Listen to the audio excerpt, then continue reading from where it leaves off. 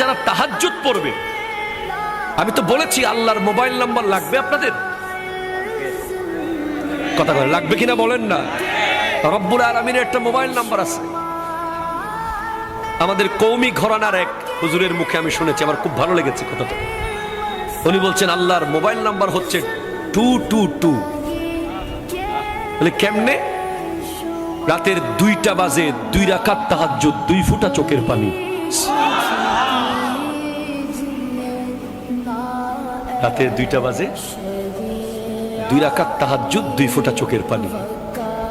আল্লাহর সাথে আপনার কথা শুরু হয়ে যাবে। আরে ভাই, আপনি যদি আমার বছরে একবার ফোন দেন, আমি কি চিনবো আপনাকে? চিনবো না ভাই, বিশ্বাস করেন চিনবো না, কষ্ট হবে। অ্যাক্সেস রোড দিয়ে এসে একটা বড় দোকান ছিল, নাম ছিল নিউ ফুডস কর্নার। ওই দোকান বরাবর যে মাঠ, মাঠের এক